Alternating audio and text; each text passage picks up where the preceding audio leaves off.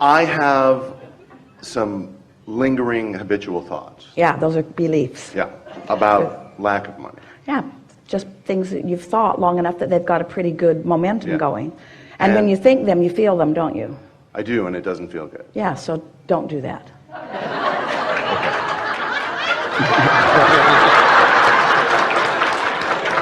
I'm going to go sit with her. So I wanted your thoughts on how to either get rid of these habitual thoughts or to use them to help me to be in alignment. Well, they've already helped you, because every time you have a thought like that, you ask for something more, and Source follows the trajectory of that rocket of desire, and you become more. So your prosperity is becoming greater and greater. But what you're describing here is, by the emotions that you're feeling, is a disparity between the prosperity that you keep launching and the habit of thought, which is all a belief is, a thought you keep thinking about it.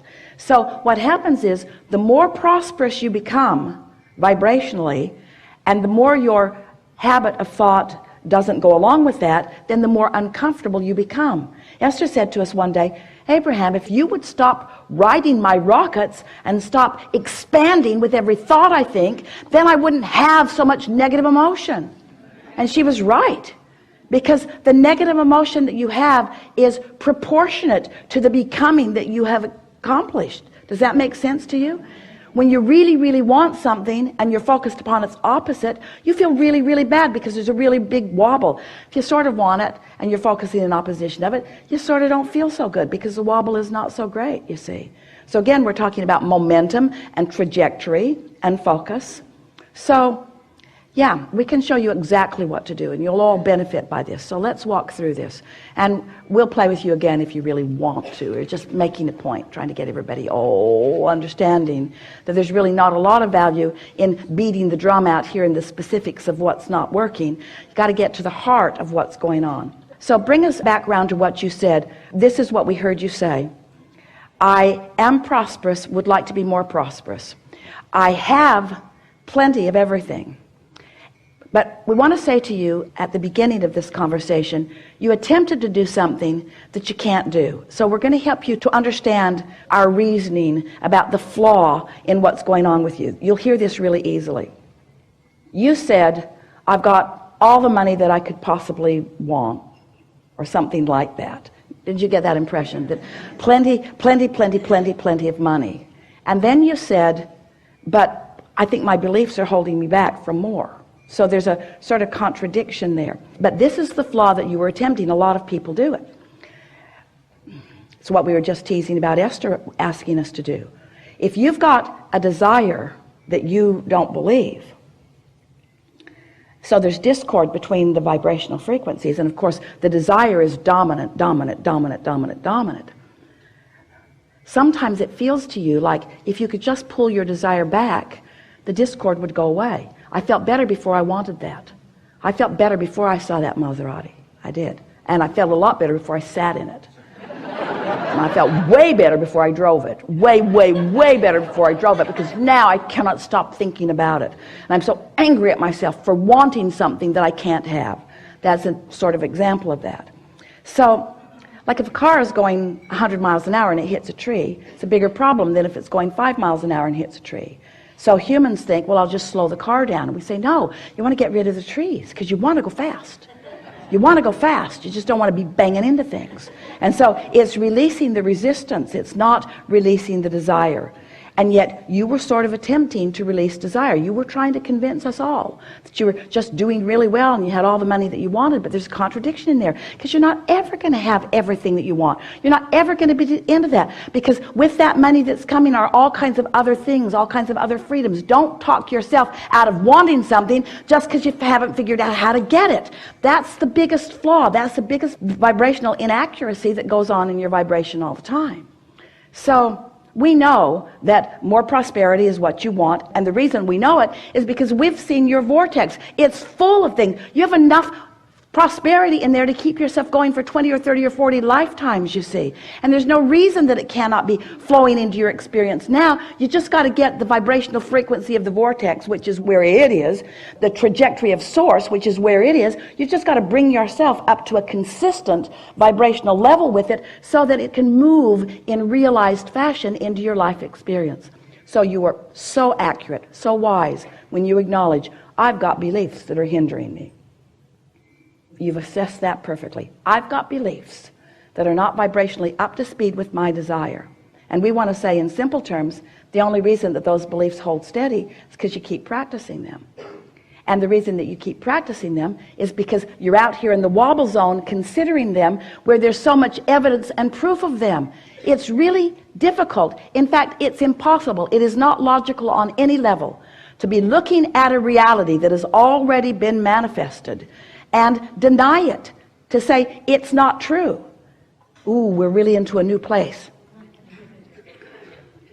Don't ask the impossible of yourself. Don't ask yourself to look at evidence of something unwanted and pretend that it didn't happen. That's why beliefs are so powerful, because you vibrated that way.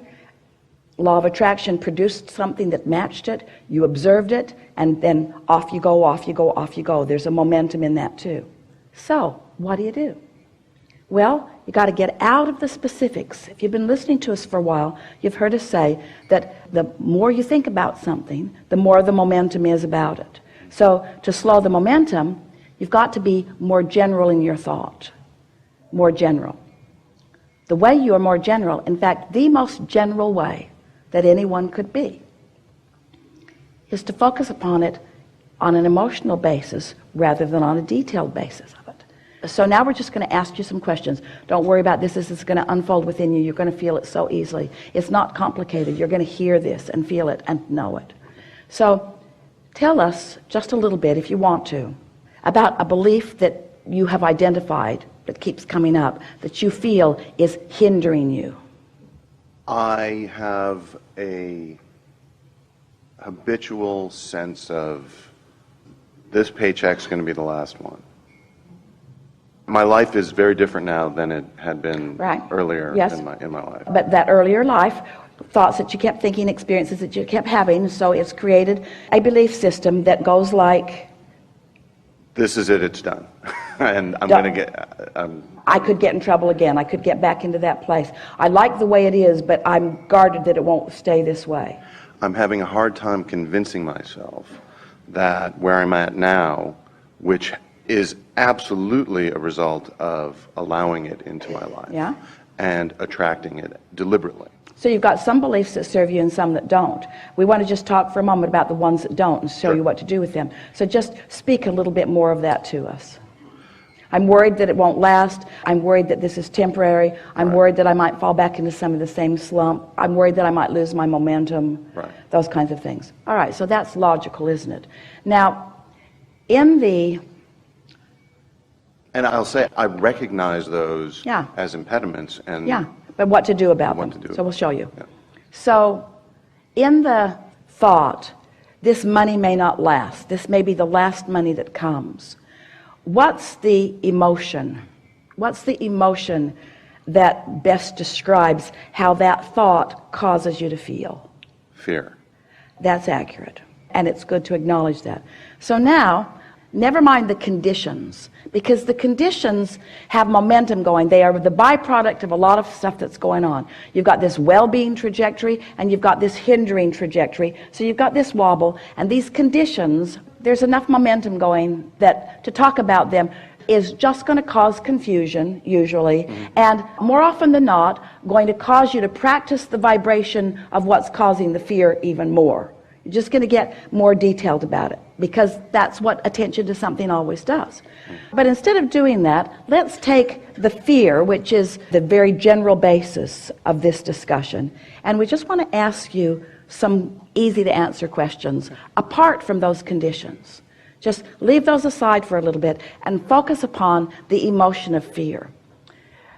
Do you prefer the feeling of fear or the feeling of ease? I far prefer the feeling of ease. Ease. Do you prefer fear or fun? Fun. Do you prefer fear or interest? I much prefer interest. Do you prefer fear or clarity? Clarity. Do you prefer fear or love? Love. Now, that was easy. So, love and clarity and ease. Do you prefer frenzy or calm?